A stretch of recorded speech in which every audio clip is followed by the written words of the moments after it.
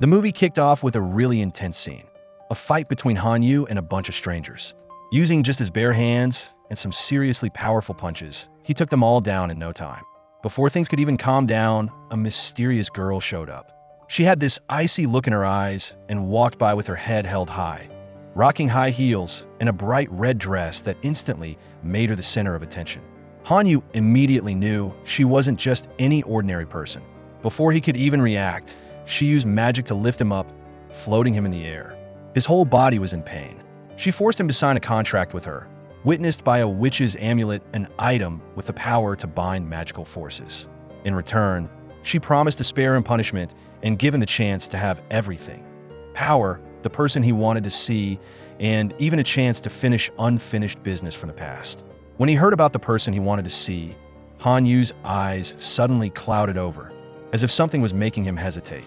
He reached out to touch her, but then pulled back his hand, saying coldly, "The witch's amulet isn't really on me. You can't sign a contract right now." His refusal sent her into a rage. A green light flashed in her eyes, and with a flick of her hand, he instantly vanished from the scene. The story then flashes back to a day earlier in Jiang City, a metropolis on a planet where humans live in the year 224. When a petal falls from a special rose, the witch's life force begins to drain. If she doesn't find the witch's amulet soon, she'll disappear forever. After pinpointing the amulet's location, she approached Hanyu to make a deal. However, he refused money, suggesting she should offer something more valuable in exchange. When she asked what he wanted, power, status, or women, Hanyu questioned her about the witch's amulet, a treasure said to be a tool for witches to sign contracts with humans, granting them any wish if they were willing to pay the price. He suspected she was a witch, but instead of answering directly, she handed him a bank card, suggesting he check the balance. Hanyu immediately threw the card away, refusing money and only demanding to know her true identity. When she set the condition that she would reveal her identity only if he gave her the amulet, he countered with the same offer, creating a tense standoff. In a fit of anger, she used magic to grab the box where he hid the amulet, but when she opened it, it was completely empty. She exploded, accusing him of tricking her. Meanwhile, Hanyu looked equally surprised, realizing she truly was a witch. Just then, a group of men in black appeared, arrogantly expressing their excitement at discovering that witches actually existed. They saw capturing her as a life-changing opportunity. She thought Hanyu had led them there, but he denied knowing them. Even so, after the setup, she had no reason to believe him. Facing the group alone, she quickly took action, and with just a few spells, they fell one by one. She even threw the one with glasses into the air and let him drop to the ground, terrifying the others. Realizing they were outmatched, they pulled out guns and started shooting. While dodging, she stumbled, and Hanyu immediately rushed to catch her, revealing the real witch's amulet he was wearing around his neck. To avoid trouble from the pursuit, she opened a spatial portal and dragged him away. They reappeared in a completely different location, shocking Hanyu. She proved her identity as a true witch. With just a portal, she could go anywhere. When they arrived at a peaceful beach, she asked if he now believed she was a witch and would sell her the amulet. But he casually replied that he hadn't thought of a suitable price yet, so he wouldn't sell it. His fickle words enraged her to the point where she wanted to end him right there. Unexpectedly, when she attacked Hanyu, the magical power she unleashed was reflected back at her, causing her to faint on the spot. When she woke up in his bed, she still didn't understand what had happened. Furious, she went downstairs and used her powers to control a knife, sending it straight for his back. But before the knife could even touch him, a surge of energy from the amulet shattered it. Xiaomo quickly realized the amulet was protecting him. Knowing she couldn't use brute force to get the amulet back, she changed her plan, deciding to use her looks and charm to seduce him. But Hanyu wasn't easily fooled. He coldly retorted, "When you were trying to kill me, you didn't act like this." Xiaomo immediately switched gears, feigning weakness, saying, "You're my savior, so I just want to repay you with my body." However, her eyes remained fixed on the amulet around his neck.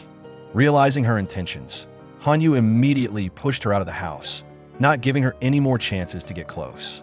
Meanwhile, the boss of the thugs from the previous day was anxiously waiting for results from his men, but when he heard they hadn't captured the witch, he flew into a rage, waving a baseball bat threateningly. If they failed again, he would smash their heads in. As for Hanyu, he returned to the old house where his parents used to live. The familiar scenery brought back painful memories. His parents had sacrificed their lives to save their son, hoping he would gain witch-like powers so that no one could harm him. Now, having obtained the amulet and found a real witch, Han Yu vowed to do everything he could to bring his parents back to life. In another scene, at Alley 66, rumored to be a hangout for witches, Xia Mo was looking for Xian. Meanwhile, the bars in the area were buzzing with rumors. Witches really existed in this world, and as long as you paid the price, you could make a wish come true. Someone even mentioned their great-grandmother had successfully signed contract. It turned out that Xian was also sitting in a bar, quietly drinking a cocktail and listening to the gossip. Someone even said that if witches really existed, they must be very beautiful, and instead of just praying, it would be better to marry one. Xian smiled when she heard two men discussing witches. She asked, "So what kind of fun do you guys want?"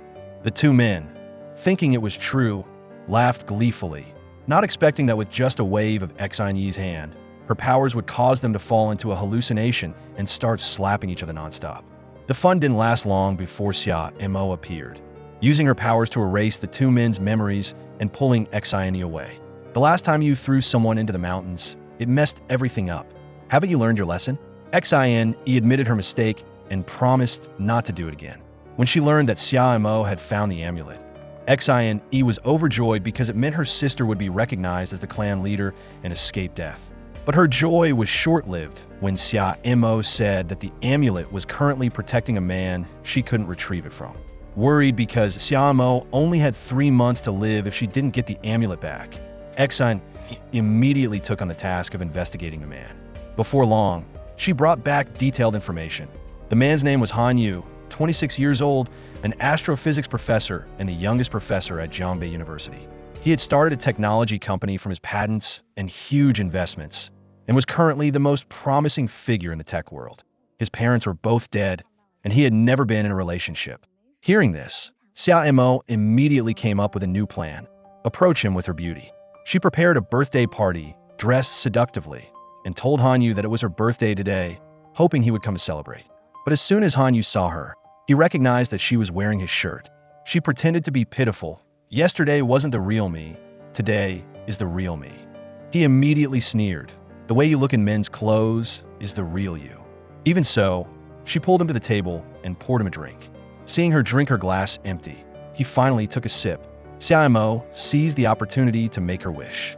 She hoped to receive a special birthday gift, the amulet. After blowing out the candles, the smoke from the mysterious candle immediately made Han Yu dizzy. He vaguely realized something was wrong, but his mind was controlled, and his hand trembled as he tried to take off the amulet and give it to her. Thinking her plan had worked, Xia Mo waited, both happy and nervous, for the amulet to fall into her hands. But to her surprise, right at that moment, Han Yu suddenly collapsed onto the table, unconscious. After Han Yu passed out, Xia Mo immediately pushed him into a tub of cold water to wake him up. She was annoyed that even in his dreams, he was stubborn and refused to hand over the amulet. As soon as he woke up, he grabbed her arm and pinned her against the wall, asking directly, "You went through so much trouble to get close to me just for the amulet, right?" Not hiding anything, she admitted, "Yes, the amulet was originally mine, but if it belongs to you now, I won't force you to give it back." That arrogant attitude made him retort immediately, "This amulet was left to me by my parents. Don't even think about taking it." Hearing that, she couldn't contain her anger and raised her hand to strangle him. But he just smiled faintly, saying sarcastically, "If you really wanted to kill me, you wouldn't have bothered to seduce me like this." She angrily replied, "If I can't kill you, I'll torment you for the rest of your life. If you don't give me the amulet, I'll follow you forever." Her defiant attitude didn't faze him at all, and he just coldly said, "Just try it." The next morning, while answering questions in front of the media, Han Yu suddenly lost focus when he saw Xia Mo appear in the auditorium. She even stood up and told the reporters, "I'm his girlfriend." Our love exploded like the Big Bang of the universe. The statement shocked the entire hall, and the media was shaken by the shocking news. Not stopping there, she followed him to his company, bringing breakfast for all the employees, causing everyone to gossip. In the parking lot, a group of thugs from the mysterious gang reappeared, continuing to threaten him to hand over the amulet if he wanted to get rid of the witch. Even though he was ambushed and a bit exhausted because there were so many of them, Han Yu still managed to knock them down with a few punches. What angered him the most was that Xiaomo just stood there watching, not helping at all. Wei glared at her.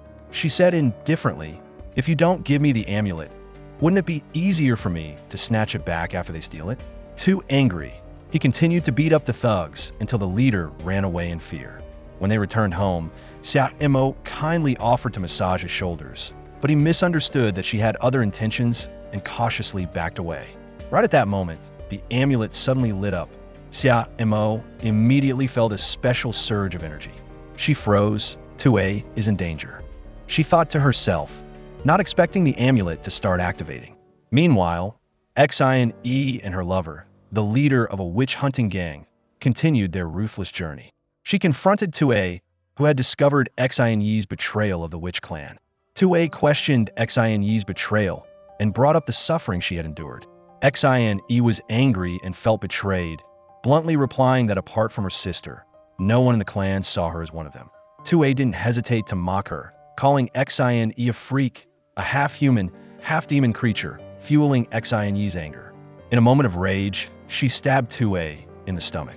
Before Tue died, she warned Xian that when Xiaomo found out the truth, the betrayer would pay the price. Despite facing Tue's death, Xian calmly embraced her man in happiness and without fear, wondering who would die next. Xiaomo and Han Yu arrived at the scene, opening a portal to Tue. But when she saw Tue's body, Xiaomo couldn't help but grieve. She kept apologizing to Tue, blaming herself because if she could have retrieved the witch's amulet sooner, maybe Tue would still be alive. Han Yu held the amulet tightly in his hand, feeling a series of questions arise in his mind. Faced with Tue's death, Xiaomo saw a handkerchief covered in blood and screamed in despair. She grabbed Han Yu's hand to activate the amulet, hoping to use her powers to bring Tue's body back to the clan. Despite constantly blaming herself for not being strong enough to protect the people in her clan, Xiaomo felt that she didn't deserve to be the clan leader. Han Yu gently comforted her, saying that it wasn't her fault. After witnessing Tue's death, Xiaomo became quiet and sullen, and Han Yu could only silently follow her until he couldn't help but ask, "What is all this about anyway?" In response, Xiaomo took him to Alley 66, which used to be her and her clan's territory. There, Xian appeared, startled to see Han Yu with Xiaomo. She hastily asked the reason, and when she heard Xiaomo coldly announce that Tue was dead, Xian pretended to be shocked and grieved, asking if Tue had left any last words before she died. When she learned that Tue had already passed away when Xiaomo arrived, without a chance to say her last words, Xian breathed a sigh of relief, and then agreed to investigate the truth with Xiaomo. But her eyes at that moment revealed a murderous intent when she looked at the witch's amulet around Han Yu's neck. Xiaomo explained to Han Yu that the witch's amulet was the clan leader's symbol, used to make contracts with humans. After the witches came to this world, their people weakened, and many became ill. To cure them, they needed to make contracts with humans who were in despair. They would grant that person a wish and then fairly take back what they needed in exchange. For the contract to be effective, two conditions were needed. 1. It had to be performed by the clan leader, and 2. It had to be witnessed by the amulet. Han Yu asked in surprise, "Any wish at all?" Xiaomo confirmed it, and then added that she had to get the amulet back at all costs to protect her clan. Han Yu understood, but when she asked him to return it, he said that he couldn't take the amulet off his neck. At first, Xiaomo didn't believe him because the amulet was on him, and there was no reason why he couldn't take it off if he wanted to. But when Han Yu tried to take it off and put it in her hand, Xiaomo was overjoyed, cherishing the clan symbol. However, just a few seconds later, she suddenly realized that the amulet was still on Han Yu's neck, and her hand was empty. She was angry and didn't understand what was happening, while Han Yu advised her to think calmly. Xiaomo's eyes stopped at an old photo, and she suddenly remembered Annie Rong, the clan leader's sister, the only one who could help them now. She decided to take Han Yu to the beach that Annie Rong had once loved so much. 70 years ago, Annie Rong had led the group there. Maybe there was still someone there who knew her whereabouts. On the way to the beach, Han Yu suddenly shared that this place had a special meaning for him. When he was a child, his mother often took him to the beach to collect shells and string them into necklaces, a gift that he always considered the most beautiful in the world. Xiaomo also said emotionally that whenever she was sad, the sea was where she went to find peace again. It suddenly started to rain, and they both rushed into a small seaside cafe. The cafe owner looked at Xia and Mo strangely, seemingly harboring something unspeakable. While Xia Mo was drying her hair, the owner secretly observed her. Hanyu offered help her with the hairdryer, and Xia Mo didn't hesitate to let him take care of her. The warm air from the dryer ran through her wet hair, making the atmosphere between the two strangely intimate, like a couple in a moment of closeness. Because he was embarrassed, Hanyu quickly handed the dryer back to her and then avoided her gaze. When he saw that she liked the seashell necklace hanging on the shelf, he bought it for her. "If I can't return the witch's amulet to you yet, then allow me to repay you with the seashell necklace first." Xia Mo nodded and even made him put it on her. But the close proximity made Hanyu flustered, and he hurriedly made an excuse to go outside and buy food. Outside, walking and scolding himself, he secretly cursed himself for not having the courage. He knew that Xia Mo was full of tricks, but he was still moved by her clear eyes. Right at that moment, he ran into the gang leader.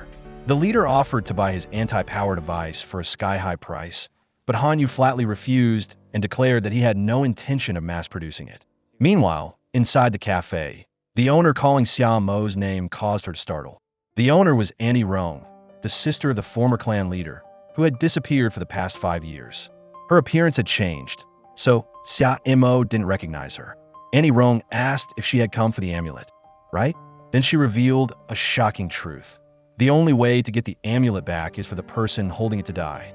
Xia Mo asked in disbelief if there was any other way, but Annie Rong just remained silent. She advised Xia Mo to seize the opportunity, and at the same time, she thought to herself, "It's been 5 years and you two have met again. This time, Xia Mo, you must make the right choice." At the same time, Hanyu was captured by the group of men, tortured, and forced to reconsider his previous refusal, but he resolutely stood his ground, even fighting to the end. Xia Mo happened to pass by and witnessed him being beaten. She remembered Annie Rong's words that the only way to get the amulet back was for Hanyu to die. Standing between his life and death, she remained silent, struggling fiercely between reason and emotion, until one of the men stabbed Hanyu in the chest, causing him to fall to the ground, the blood staining the ground red, and the group surrounded him, ready to finish him off. At that moment, her heart couldn't ignore it, and she used her powers to break the siege, once again saving him from the scythe of death. Xia Mo took Hanyu home after rescuing him from danger. Although she didn't feel comfortable in her heart, she still took care of him wholeheartedly, personally wiping him down while he was still unconscious. When her hand touched his firm abs, she suddenly thought that this wasn't too troublesome, and even smirked, but then she calmed down, not understanding what she was planning. Suddenly, Hanyu woke up and wondered why she had saved him. Xia Mo only coldly replied that he had saved her once, so it was like one life for another. Then, she took the initiative to suggest that he cooperate with her because she really needed his help. At the same time, Xin was also impatient. She asked Xia Mo if she had found a way to get the amulet back. When she saw Xia Mo shake her head, Xin offered a second option: kill Hanyu outright. If they couldn't do it themselves, they could hire someone else, and as long as he died, the amulet would return to them. But Xia Mo objected, admitting that killing Hanyu was necessary, but not yet. While he was alive, she could still make a contract, which she needed more than anything else. Unexpectedly, right at that moment, the mastermind behind everything suddenly appeared in Hanyu's office. He offered him to join his team, promising to reveal all the truths and give him everything he wanted. However, Hanyu immediately refused, asserting that they didn't have the same goals. Before leaving, the man still smiled sinisterly, leaving a business card and saying he would wait until Hanyu changed his mind. Faced with the increasingly complicated situation, Hanyu realized that he had to quickly complete his goal of reviving his parents. He went to Alley 66 to ask Xin if Xia Mo was there. Even though she knew that Xia Mo was in the room, Xin coldly replied that she wasn't. When Hanyu asked if she was dissatisfied with him, she bluntly replied that she hated him and warned him to stay away from her sister. In fact, Xia Mo didn't want to meet Hanyu because she was still torn in her heart. But the next day, she unexpectedly appeared in front of his house. Hanyu resentfully demanded that she grind coffee beans by hand and make coffee for him before he would agree to cooperate. She had to grit her teeth and endure, humbling herself to serve him. After that, he agreed to help her, but there had to be conditions. When she asked him to state them clearly now, fearing that he would demand something unreasonable later. Hanyu promised that contracts always required fairness, and he would not make anything unreasonable. However, he also emphasized that if she didn't agree to his conditions, he wouldn't help. When she asked why she should trust him, Hanyu only said that they only needed benefits from each other, and as long as they still needed each other, he wouldn't betray her. Moreover, he needed her as well. Finally, Mo agreed to cooperate, but she also set her own conditions. Hanyu had to always be available when called, strictly follow all instructions, not be late, not leave early, and especially not develop romantic feelings for her. Hanyu thought she was joking, but Mo only coldly replied, "Proximity breeds fondness, so it's best to have an agreement beforehand." A contract was created both to cooperate and to protect their own hearts. Mo began the journey of fulfilling the contracts. He gave her a thick file containing requests from witches over the past 5 years. After reading it, they both set out to carry out the first task. The target was a cancer patient named Xiaoyu. Because she didn't want to involve her boyfriend named Tao, she broke up with him decisively and didn't want to see him again. Mo, on behalf of the contract system, went to find the girl, coldly saying, "I can help you realize your wish if Xiaoyu signs a contract. I will make Tao completely forget his love for Xiaoyu." At first, Xiaoyu was incredulous, thinking that Mo was mocking her pain. To prove her abilities, Mo used her powers to make a potted plant in the room float effortlessly in the air. Once she believed, Xiaoyu asked what the conditions were to fulfill her wish. Mo replied, "Give me your cornea." Despite the pain, Xiaoyu agreed, but before that, she set a condition. Only when she saw with her own eyes that Tao really didn't love her anymore would she hand over her cornea. Mo agreed and added that the contract would only be effective when that love was completely over. Xiaoyu then signed the contract. Back in his room, Hanyu struggled with what had just happened. He didn't know if this was right or wrong. Although Xiaoyu could fulfill her wish, she was also giving up the greatest love of her life. Mo only said calmly, but she got what she wanted. Meanwhile, Xiaoyu was alone, rewatching a video of the happy days she spent with Tao. Mo came to remind her that Tao had now completely forgotten about ever loving her, that her wish had been fulfilled, and that it was time to fulfill her part of the contract. But unexpectedly, Xiaoyu burst into tears, saying she didn't want to sign anymore, begging Mo to give Tao back. She admitted that she only wanted to die, but still be remembered by the person she loved. Mo was angry because she didn't keep her word. She coldly warned that if the contract wasn't fulfilled, the punishment would be more severe. Even so, Xiaoyu still begged for forgiveness, not wanting to give up that deep love. Mo reached out to grab Hanyu's hand to execute the contract, but he stopped her. He earnestly said, if she doesn't want it anymore, then stop. She's already pitiful enough. But Mo remained steadfast. That was her choice. It's too late to regret it now. Hanyu tried to persuade her. Isn't there a chance to fix it? Mo angrily asserted. Once you sign, you have to fulfill it. She said bluntly, I can't and won't break the rules for a traitor. Her words made Hanyu angry, and he criticized the contract as unfair, that the person making the request didn't have to pay the price, while the person fulfilling it had to give up the most precious things. Mo coldly replied, you people have doctors, and we only have contracts to heal. This is the only way, it's my mission. He retorted, she's not refusing, but I am, and then left, making Mo extremely angry. The consequence of not fulfilling the contract was punishment. Hanyu was bound hand and foot in pain for going back on his word. He had to pay the price. Imprisoned in a space created by magic, Hanyu had to endure increasing temperatures until his body was dripping with sweat. Mo appeared, revealing her intention to test him. Even though he was sweating profusely, he stubbornly and arrogantly challenged her. As if in response to that attitude, she calmly adjusted the temperature to 50 degrees Celsius, forcing him to face the limits of his physical endurance. When the threat didn't subdue him, she immediately reversed course, lowering the temperature to minus 25 degrees Celsius. Under the bone-chilling cold, Hanyu finally couldn't hold on any longer, trembling and admitting defeat, begging for mercy. A triumphant look appeared on Mo's face. She blindfolded him, untied him, and then gave him step-by-step commands. Stand up, move forward, turn around, kneel down. Finally, she pressed her heel hard into his chest, both causing him pain and forcing him into deep humiliation. and she just stood there laughing as if she was enjoying a strange pastime. After waking up, Han Yu still hadn't escaped the feeling that the dream he just had was real.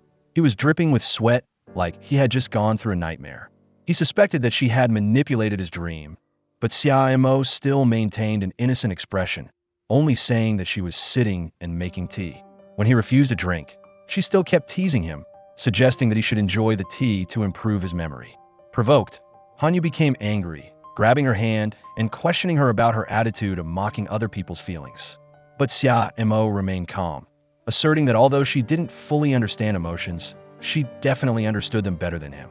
She didn't deny that everything that had just happened was caused by her, and if it weren't for the amulet protecting him, she might have killed him. Even so, she thought that she had been lenient.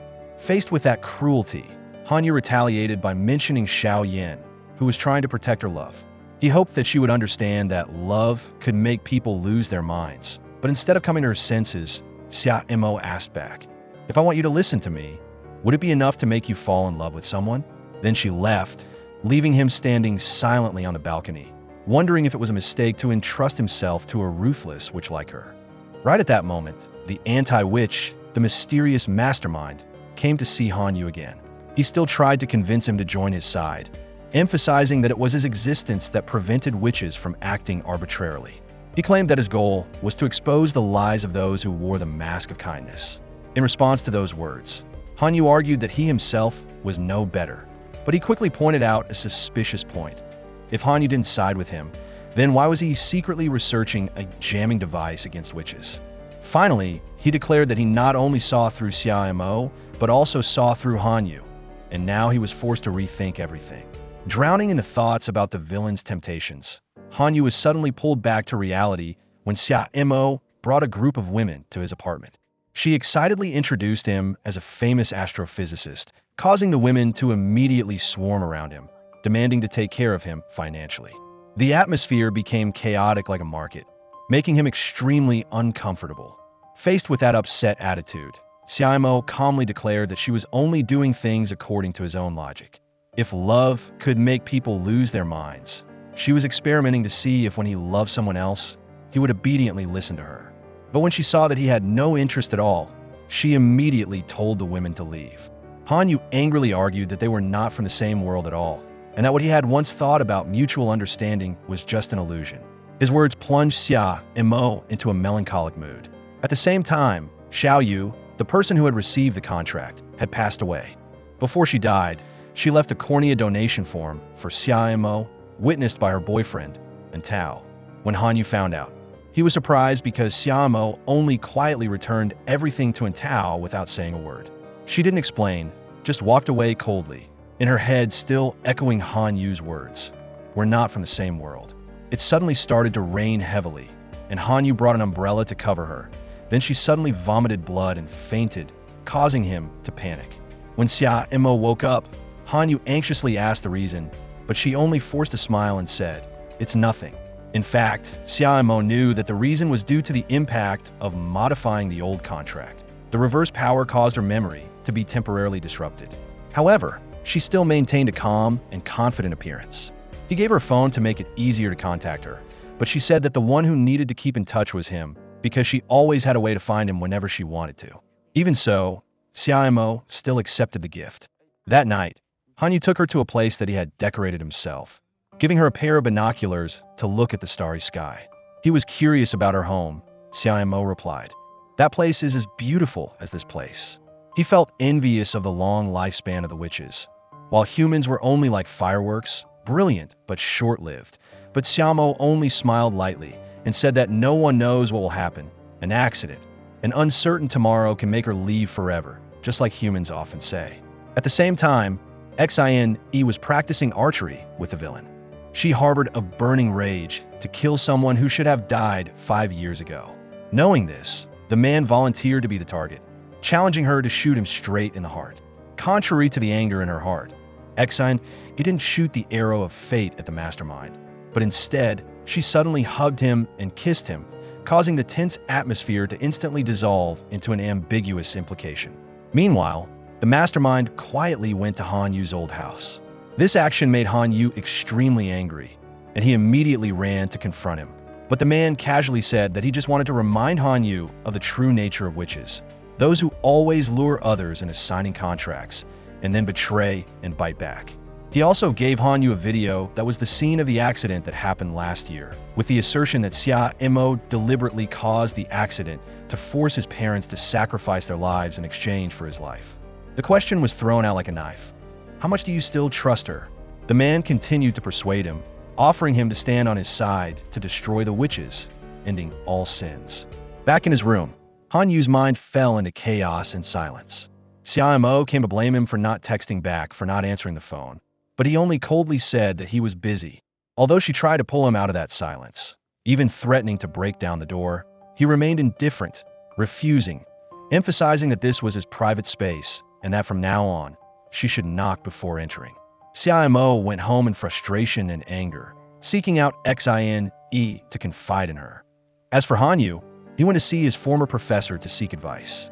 He expressed that since the unusual death of his parents, he has always had an obsession and aversion to anything related to witches and extraterrestrial energy.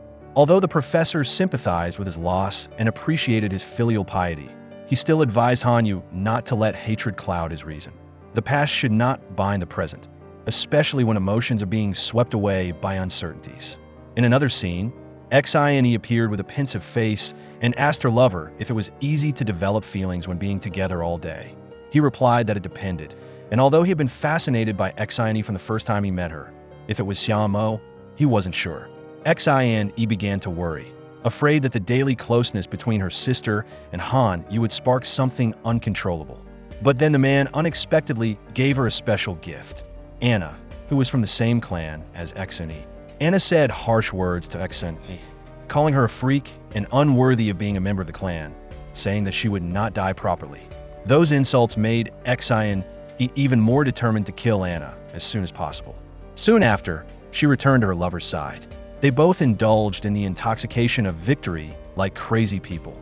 He promised to wipe out the witches for her, even her sister, Xia Mo, if she wanted. However, Xin warned that she was willing to help him kill other witches, but if he dared to touch Xia Mo, she would push him into hell. He just laughed and said it was a joke, that he couldn't bear to hurt her.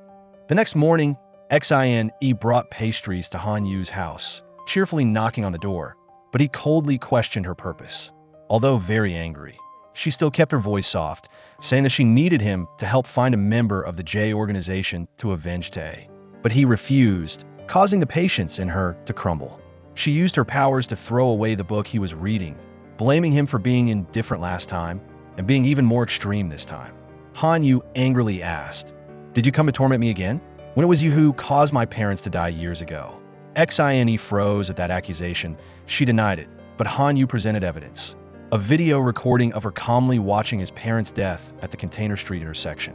He said that they had signed a contract to exchange their lives for his life. Xin was surprised to hear the mention of a contract. Although she admitted to exploiting the greed of others, she asserted that she had never been so despicable as to use the death of innocent people to achieve her goals. Before Han Yu's cold and skeptical eyes, she painfully left, deciding to take care of everything herself later. After she left, Han Yu also felt confused with the emotions in his heart. At the same time, Xia Mo came to question Xin about why she had hidden the fact about Han Yu's parents' contract years ago. When she saw Xin silent, Xia Mo warned her not to lie anymore, otherwise she would investigate herself. The incident made Xin even more angry, to the point of wanting to kill Han Yu immediately. Meanwhile, Xia Mo went to the Container Street intersection and found Han Yu standing alone. He said that he came because he was worried that she would be in danger like last time, but Xia Mo bluntly replied, saying that she could completely escape on her own. His presence was unnecessary, and even suspected that he had become addicted to protecting her. She asked if he now believed that she was not involved in the death of his parents, but Han Yu didn't answer, only reminding her not to talk too much if she wanted to find people. They proceeded to the suspicious location together. As soon as they stepped up the stairs, Xia Mo discovered a tripwire trap, warning Han Yu to stop. Seeing that she was still calmly entering, he asked if she wasn't afraid, but Xia Mo only replied that the best hunter always appears under the guise of prey. At that time, Han Yu decided to venture with her into the dangerous lair in front of him. a net suddenly fell, capturing both Xia Mo and Han Yu, turning them into prey in the middle of an invisible battlefield. Stuck in it, she still maintained her haughty appearance, waiting as if she had arranged it beforehand. A disabled man appeared, recognizing Xia Mo at first glance.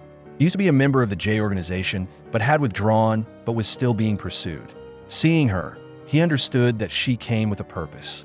Xia Mo straightforwardly proposed an exchange. Help her deal with Jay. In return, she would help him fulfill his wish. Although he was disabled, he was still afraid because he knew the cruelty of Jay well. If he revealed any information, death would be the certain outcome. However, before Xia Mo's calm to cold attitude, along with the promise to take care of his son, what he considered everything, the man finally nodded in agreement. After years of risking his life, working for the organization and getting nothing but a broken leg, he decided to make a final bet to leave something for his son. On the way back, Han Yu expressed concern when he learned that the J organization had been following even those who were no longer involved. And if they found out that the disabled man was helping Xia Mo, he would be in danger. But she took him to a place that was absolutely safe.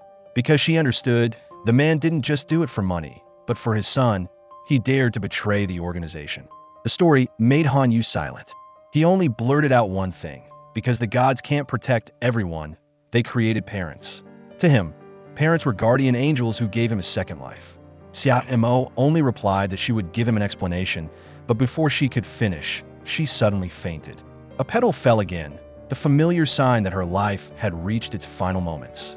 As soon as Xia Mo fainted, Han Yu immediately carried her back to Alley 66. Xian, seeing her sister in critical condition, became furious, venting all her anger on Han Yu. She blamed him because the past and the present were all caused by him. Years ago it was him, now it was still him, constantly clinging on, causing Xia Mo to only have 5 years of lifespan left. Xian revealed the truth that had been hidden for many years. 5 years ago, Han Yu's parents had sought out the Witch Clan to make a contract to exchange their lives for the resurrection of their son. But greed made them go further. Before fading into smoke, they forced the clan leader to give the power of the Witch Clan to their son, to protect him forever.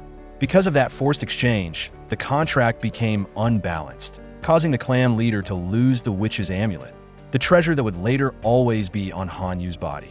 The clan leader at that time, in her dying breath, dragged her whole body to pass on the mission to Xia Mo, succeeding her as clan leader to find the witch's amulet within 5 years. Otherwise, she would be cursed to live a life worse than death. Hearing this, Han Yu was shocked and asked again. It turned out that because the contract was changed, the amulet recognized him as its owner. Xian nodded in confirmation that if it weren't for the intervention from his parents, the amulet wouldn't have been with him. And because of that, Xia Mo had to bear the curse. If she couldn't get the amulet back, she would die. He wanted to return the amulet, but didn't know how. Xian bitterly replied, "Perhaps only when you die can the amulet return to Xia Mo." She blamed him for having to atone, because all this tragedy originated from the selfishness of his parents. But Han Yu couldn't die right now. He still had unfinished business. Xian angrily chased him away, not wanting to see him acting anymore. He thought to himself, if his life could be exchanged for his parents to come back to life, then it could also be used to return the amulet to Xia Mo, killing 2 birds with 1 stone.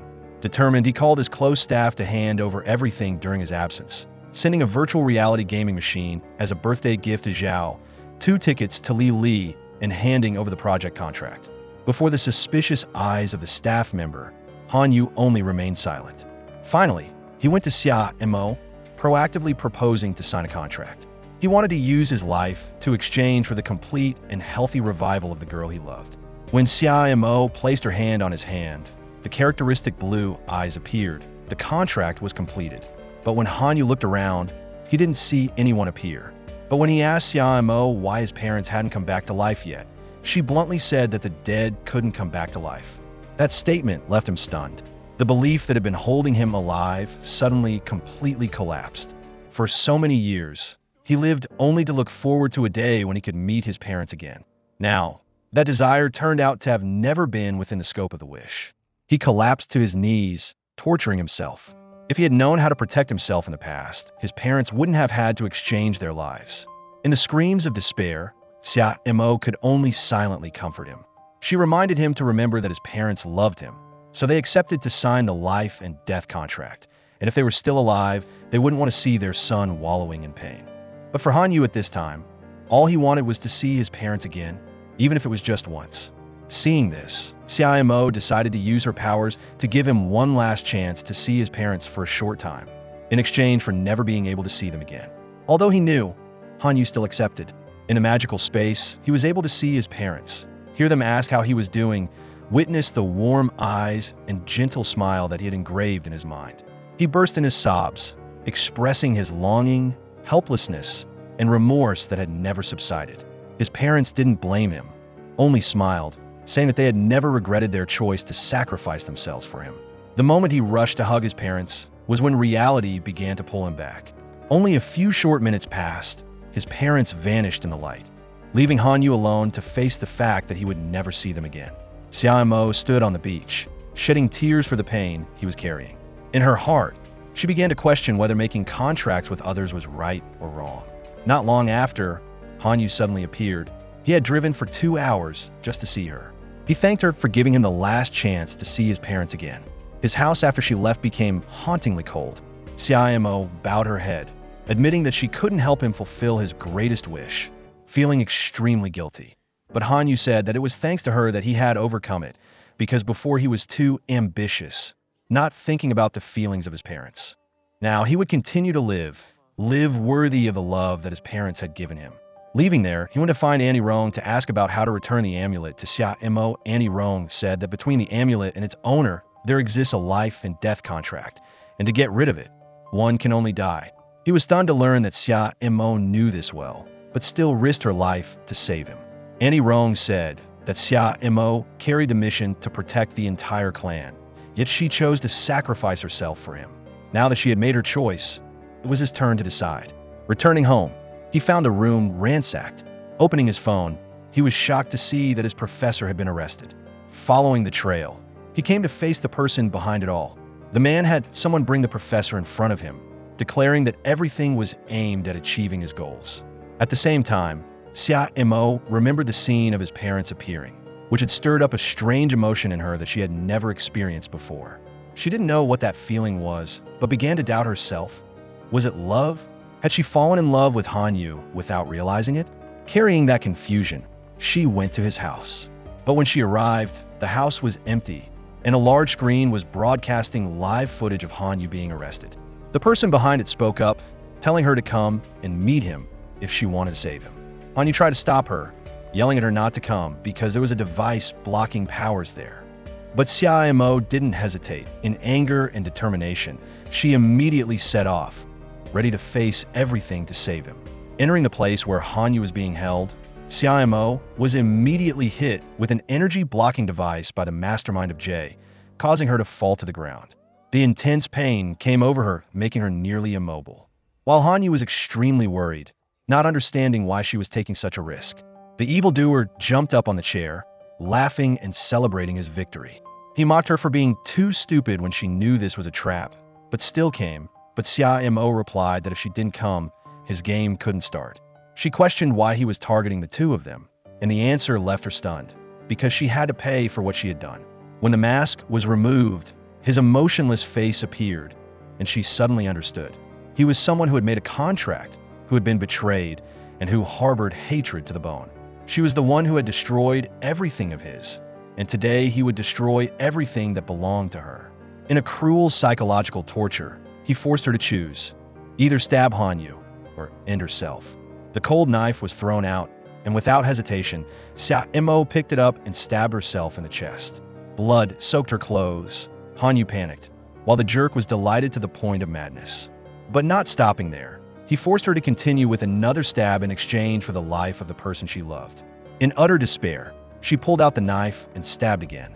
Han Yu was almost driven mad with fear, while he was immersed in the pleasure of revenge. But before the tragedy could continue, Han Yu glanced at the device blocking powers and immediately rushed to destroy it. At that moment, Xia Mo recovered her powers, the source of which power poured out.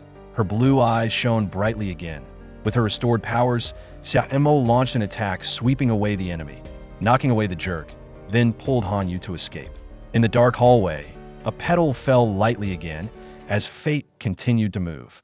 Returning to Alley 66, the wounds on her body caused her pain, but she reassured Hanyu that when her powers were fully restored, the wound would gradually heal. He bowed his head and apologized that the initial research on energy was only intended to find witches, but unexpectedly ended up hurting her. He felt that he owed her too much. She only gently wiped away her tears, and he whispered that the person had killed people in her clan. No matter what, she would take revenge. Even if Hanyu wasn't captured, she would still come. Then she fell asleep, sinking in his sleep to recover. He sat beside her, without moving an inch, tears streaming down his face as he thought about what she had done for him. Not long after, Xine came. Seeing her sister seriously injured, she was extremely angry. Xia Mo explained. Everything was caused by Company J, but Xine didn't listen, resolutely chasing Hanyu away. Seeing the tense situation, Xia Mo told him to go home and rest for the time being. Meanwhile, Xine, with an angry face, turned to her boyfriend, using her powers to attack him. She questioned why he had harmed her sister, when he had previously promised not to touch her, but the betrayer said that being killed by her was an honor because he loved her. That statement made Xine pause slightly. Even so, she coldly replied that today she wouldn't kill him only because he had saved her, but if he dared to touch her sister again, she would drag him down to hell. When he mentioned the plan to destroy the witches, a promise between the two, she decisively drew a clear line, not wanting to be involved with him anymore. Meanwhile, Hanyu silently stood before the portrait of his parents, secretly thanking them for changing the contract years ago to save his life. But it was also because of that Xia Mo lost the amulet, enduring torment for 5 years. He blamed himself for owing her too much, and now he didn't know what to do to pay her back. Xia Mo anxiously waited for Hanyu's message for 10 minutes, but didn't receive a reply. When Xine came to visit, Xia Mo deliberately denied her feelings, but Xine pressed. Do you love Hanyu? Do you only love me? The questions made Xia Mo feel that Xine was very unusual today. Unable to bear the weight, Xia Mo decided to go to Hanyu's house and saw him falling asleep at his desk. Looking at his face, full of emotion, but when he woke up, she embarrassingly wanted to leave. Then he remembered, confessing that he missed her very much. They hugged each other in a gentle embrace, and Hanyu suggested that they go on a trip together, go like normal people, without powers, just walking and cycling. During the trip, Hanyu enjoyed every moment as if it was the last time. Before departing, he had left a handwritten letter for his professor, thanking him for loving him like a biological father and expressing his wish to return the amulet to Xia Mo so that she could continue to live, because besides him, only Xia Mo was the most important person to him. Meanwhile, the mastermind was drowning in alcohol because Xine had left him. Xine unexpectedly appeared, intending to touch his face, but wanted to leave when he woke up. He held her back, asking if she hated him like all the others. Xine affirmed, as long as he keeps within the limits, even if he is a devil, she will still love him. Su-chan removed his mask, revealing the scars of the past. Years ago, he had a mother who was addicted to alcohol and gambling. Every time she lost money, she would drag him out to beat him, constantly cursing that giving birth to him was a mistake. When she made a contract with a witch but was rejected, she immediately pawned him off to exchange for money by having him sign the contract instead. He asked his mother that if he changed his face, would she stop hating him, would he be able to live like a normal person, and she lied and promised. He agreed to change his face to exchange for love, but in the end his mother only became rich and became even more immersed in alcohol. One time, drunk, she fell and hit her head on the table and died on the spot. Since then, he hated witches, believing that they had ruined his mother. But when Xine saw his true face, she still said she loved him, because she was also a monster. She said, "We are of the same kind," causing Su-chan to be so moved that he kissed her. In his dream, Hanyu was still worried about Xia Mo's lifespan. When he woke up and didn't see her answer, he anxiously went to listen to her heartbeat. Her hand gently wrapped around his neck, gently saying that she was fine, making him temporarily relieved after the panic. The next morning, Xia Mo woke up and came across the breakfast that Hanyu had prepared, along with a note. "I'm waiting for you on the beach." She immediately ran to find him, and in that place, Hanyu confessed his desire to fulfill the contract, using his entire life to exchange for the life of the person he loved. The confession made Xia Mo shockingly realized that all the gentle actions in recent days were only preparations for a farewell. As the contract was about to be completed, Hanyu shed tears, hugging her tightly, saying that this was the last thing he could do for her, the best choice for both of them. He couldn't bear to see the person he loved leave right before his eyes, but Xiao vehemently objected, unable to accept living on while he sacrificed himself. She reiterated the consequences of changing the contract. She would be bitten back, and if he died, she couldn't survive either. Both would lose their lives. In the impasse, Hanyu could only hold her, his heart heavy with the situation that could not be perfect. Returning to the hotel and not seeing Xiao anywhere, he frantically rushed to find her. As for Xiao, in utter despair, sought out alcohol to relieve her sorrow. A stranger approached, suggesting changing the place to talk and making lewd remarks. When he was about to make a move, Hanyu appeared, smashing a bottle of wine over the man's head to save her. But Xiao didn't care, quietly leaving in torment.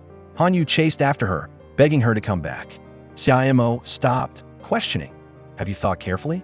If you haven't, then don't appear before me." In a moment of emotion, Hanyu hugged her tightly, giving her a passionate kiss. Xiao burst into tears, not because of pain, but because of fear. Not the fear of death, but the fear of losing him, of having to continue to live alone in loneliness. She begged him not to leave. She promised to find a way to survive, and they exchanged a passionate kiss as a tacit promise. After that, the two diligently studied ancient books, hoping to find a way to break the contract. But every path led to a dead end. Suddenly Xiao had a sharp pain and vomited blood. Hanyu frantically begged her to tell him what to do to save her life. The next morning, Xiao quietly leaned behind the wall, watching Hanyu's bustling appearance of cooking. That peaceful moment made her choked with regret. She approached, gently hugging him from behind. Hanyu intentionally diverted the emotion by saying that he was cooking nutritious porridge for her. He gently fed her each spoonful of porridge, a scene filled with happiness to the point that both couldn't hold back their tears. Leaning her head on his shoulder, Xiao asked if she looked scary when she had a seizure. He immediately replied, "Not scary at all." But for some reason, tears still kept falling, because between this sweet moment was the cruel reality with no way out. At Alley 66, Xiao told herself that before she died, she would delegate the position of clan leader. After the contract of her parents and Hanyu was completed, the witch's amulet would be returned to the clan. That was also the only way for her to say goodbye to the people in her clan. Hidden behind it, Exen had heard everything and secretly vowed not to let her sister die. Meanwhile, Hanyu had destroyed all the devices that block magic. When he was standing buying flowers by the side of the road, he suddenly controlled a car with magic, intending to kill him. Fortunately, Xiao was able to rush in and stop her, angrily questioning if He was crazy. But He coldly replied, "Only if Hanyu dies will my sister survive." Although she failed this time, she would definitely not let him go next time. The incident made a piece of distant memory flash in Hanyu's mind. That year, someone had held his hand and told him that he must live well. Xiao hurriedly ran over to ask if he was injured. He only shook his head slightly. Returning home, she bandaged him and apologized in place of feeling apologetic. Hanyu wondered, 5 years ago, did we meet already? Or did meet me at that time? He began to suspect the past and the reason why was constantly targeting him. He confessed, "When the car was about to hit me, I realized that apart from you, nothing else was important. Tonight, let's have a really good meal together." But right at that moment, broke into his office with the intention of killing him. She held a knife to his neck, wanting to seize the opportunity to live for her sister. However, Hanyu was not afraid at all. He said, "I'm not afraid to die. If my death can save Xiao, then I'm willing. We have made a contract. If I don't fulfill it when I die, she will be attacked." He added that the initial contract was to revive his parents, but now that the contract time was still available, he wanted to use it to save Xiao. He was determined not to let her have an accident. Before that determination, threatened, "If you don't fulfill the contract, she will definitely kill you." Hanyu unexpectedly asked back, "Didn't you kill me once 5 years ago? That accident was caused by you, right?" But didn't answer. At the same time, Xiao was happily preparing gifts for him because of the appointment tonight. She muttered to herself, unable to hide the joy in her heart. Indeed, no one is normal when in love. While searching for the gift, she unexpectedly found two photos under a rock, one picture of her and Hanyu together. Right at that moment, a beam of light suddenly pierced straight into her head. A series of unexpected memories flooded Xiaomo's mind. In the past, when she was admiring the stars hanging glittering on the tree, Hanyu suddenly took a sneaky picture of her with a flash, causing her to startle. Her face was full of anger at that time. She came and asked him to delete the picture. The blue eyes appeared, but Hanyu didn't show any fear, only smiled innocently. That attitude made her reluctant to blame him, and continued to say that she was watching the stars and invited him to watch with her. Because of her curiosity about this strange person, she sat down to listen to him talk about the extraterrestrial hypothesis and his desire to prove their existence. She smiled and said that she came from a satellite next to that star. He froze, asking if she was an alien. Although skeptical, he still suggested that she show her powers. She was angry, her blue eyes clearly showing, causing him to immediately believe her. He gave a friendly smile, saying, "If so, then welcome to Earth." She cautiously said that her clan leader had warned that humans were very bad. If discovered, she would be taken away for surgery. Hearing that, Hanyu gently asked if she thought he looked like that kind of person, then gave her an apple. She tasted it and felt a sweetness she had never known.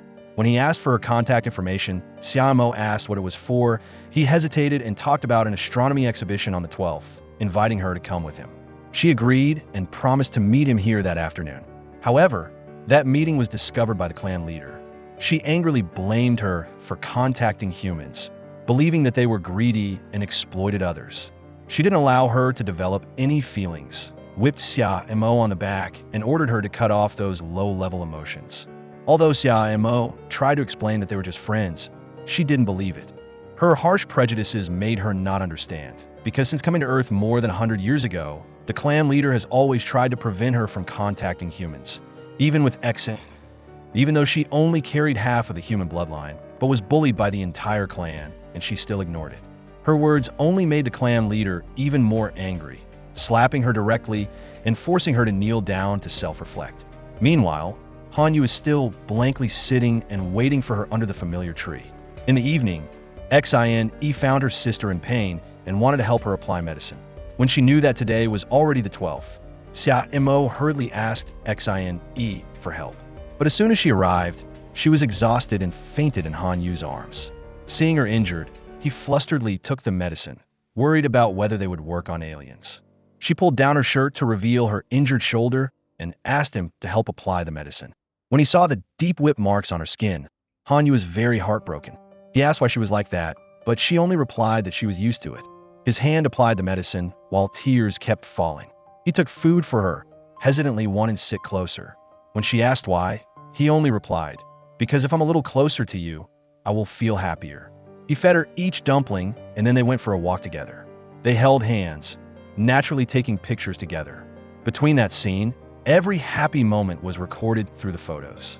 Xia Mo and Hanyu together enjoyed the last happy moments together. The sea became a place they often frequented, leaving many memories. Before the ship with the talismans of peace and wishes, Xia Mo also wanted to hang her own wish. Hanyu gave her the seashell necklace. She wished that every year she could come here to collect seashells with him. The two took pictures laughing, engraving every moment. However, that happiness was short-lived because Xia Mo had to return to her planet. Hanyu panicked, not wanting to be separated, and asked her if she liked him. When he saw her nod, he gave her a deep kiss at the beach, expressing his most sincere words. He gave her a ring engraved with his name, hoping that she would always carry it as proof that he would always be by her side. Xia Mo emotionally received the ring and hugged him tightly. That scene was secretly witnessed by Xin. Not wanting her sister to be punished by the clan leader because of her love for a human, Xin used her powers to control a car to hit Hanyu while he was walking. The accident occurred at the Container Street intersection on May 15th, M209, and the woman in red standing near the scene was Xin. Hearing the news, Xia Mo ran to the hospital, pained to see Hanyu in critical condition. His parents begged her to save their son, willing to exchange everything. Therefore, she went to beg the clan leader to save Hanyu, willing to exchange everything. The clan leader warned that once she loved a human, she would have to make a contract, forever enduring the tormenting pain for 5 years until her life force was exhausted. But Xia Mo didn't hesitate, accepting to sacrifice herself just to save him. The clan leader said that after the contract was made, both would have their memories and feelings for each other erased. Xia Mo begged to keep her memories, but was not granted. Before signing the contract, she sat by Han Yu's hospital bed, whispering her final words that she was happy to have met him for the beautiful days together. Although heartbroken, she accepted everything and lightly kissed him on the forehead for the last time. After the contract was executed, Xia Mo forgot all memories of Han Yu. She became cold, leaving the hospital room without noticing Han Yu's parents. They were stunned, but for the father, as long as his son came back to life, it was enough. Now, as Xia Mo gradually remembered everything, looking at the old photo, she felt a throbbing pain, regret burning her heart, and all she could do was say sorry for having forgotten the person she loved the most. At the date, Xia Mo couldn't hold back the tears. All this time, she realized she'd only ever loved him. She broke down, regretting all the lost time they could have had. Han Yu formally introduced himself as an astrophysicist. He explained that 2 months ago, he met this headstrong but sweet and adorable woman who slowly captured his heart. So, Xia Mo, he said, please be with me and love me as much as you can. Xia Mo thought, Han Yu, I think I've loved you for a long time now. As fireworks lit up the sky, a sharp pain suddenly shot through Xia Mo's body. She knew she didn't have much time left. Meanwhile, Su Chan was busy catching a bunch of witches. Turns out, he was flirting with Han Yu's secretary to steal the anti-magic software from the trash. Eating dumplings with her boyfriend, Xia Mo remembered a friend who used to feed them to her. Han Yu, clearly jealous, asked what else did he do. She confessed, he also gave me apples and we watched meteor showers together. Seeing Han Yu get annoyed and stomp off to grab another plate, she said, just kidding, I was totally messing with you. Later, on the beach, Xia Mo asked Han Yu if she forgot about him one day, would he be heartbroken? Han Yu replied, Xia Mo, even if I die, I will remember you. Passing by the old boat, Xia Mo noticed the seashell string she'd made with her own hands years ago. Han Yu felt a sense of familiarity and gently touched Xia Mo's hand. She turned and kissed him. The passionate kiss was filled with the longing of two people reunited after a long time, as if trying to make up for all the time they'd been apart. The love in their hearts surged like a tidal wave, and they were both willing to give each other everything. Han Yu held Xia Mo's hand tightly, their bodies becoming one. The next morning, Han Yu woke up and Xia Mo was gone. He happened to see a photo on the bathroom sink, and suddenly he remembered the memories from the previous year. At Alley 66 bar, a witch ran back to the chieftain, yelling, we need to save everyone. Xia Mo rushed to Su Chen's place and found him torturing members of her clan. Su Chen gloated, I finally got the strongest witch. He praised Professor Han for creating a device that not only blocked magic, but also let him adjust the level of pain. Later, meeting his girlfriend, Su Chen bragged about catching a whole bunch of witches. Hearing Xia Mo's name, Xin realized Su Chen was just using her. She tried to punish him, but her magic was useless against the magic blocking device. Su Chen sneered, you're just like Xia Mo, pathetic witches.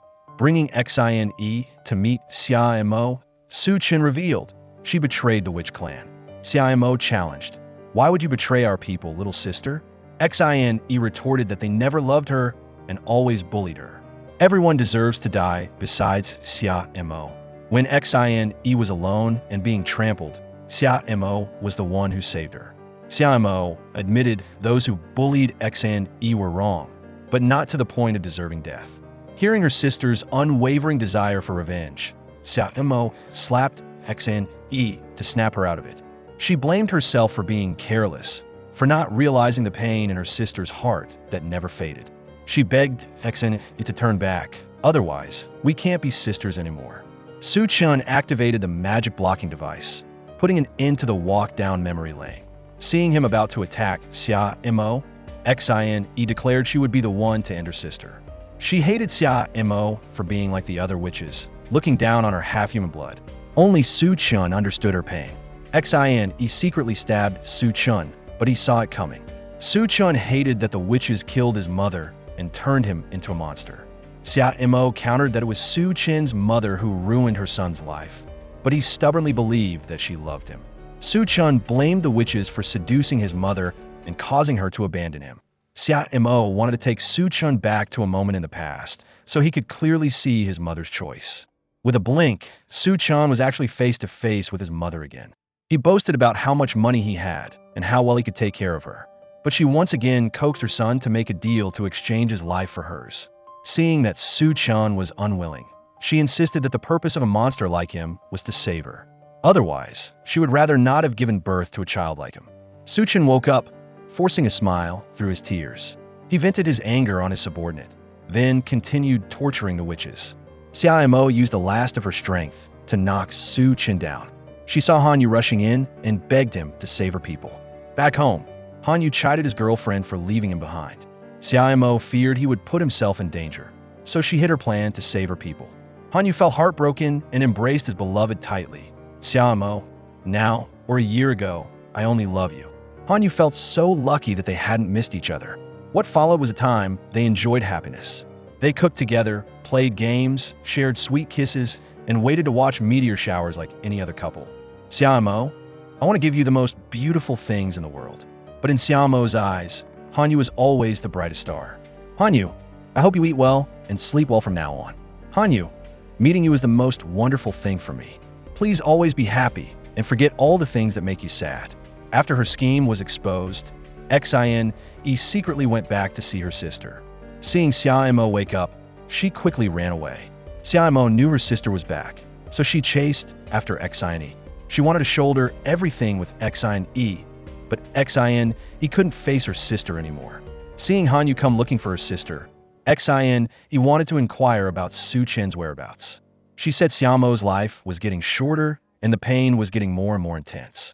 She remembered Hanyu was the last person to see Su-chun and wondered if he mentioned her before he died.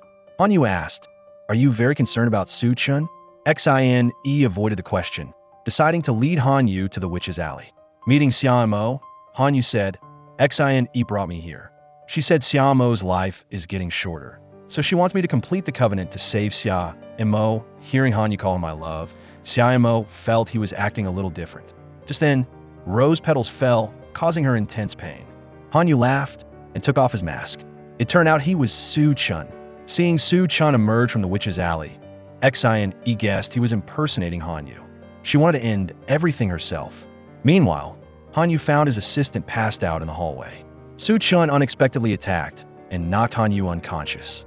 Waiting for her sister to wake up, Xin apologized for doing the wrong things.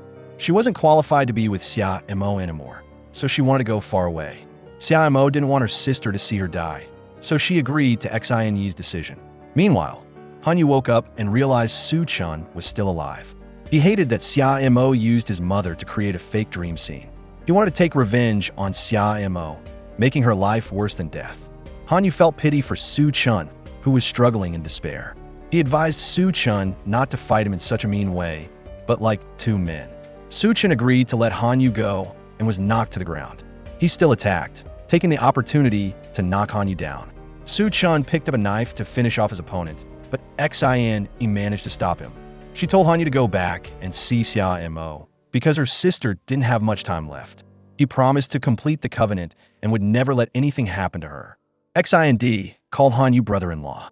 She apologized for what happened last year, hoping he could forgive her. Holding her lover in her arms, Xin waited for Su-chun to wake up. She remembered how, when she was bullied, Su-chun was the one who helped her. His hand, though small, was enough to shield her heart. But now, she wished she'd never met Su-chun. He reminded her that love didn't exist in the world. If it was just a game from the start, why did you get so caught up in the feelings? Su-chun wanted to take revenge on the witches with Xin, promising not to touch Sia-mo anymore. She leaned into him, then guided an arrow through both of them. Su-chun struggled to wipe the blood from the corner of Xin's mouth. Then together they slipped into eternal sleep. Meanwhile, the last rose petal fell. Sia-mo gazed at Hanyu's face, trying to memorize everything about him. Sia-mo, from the first time I met you, I was captivated by you.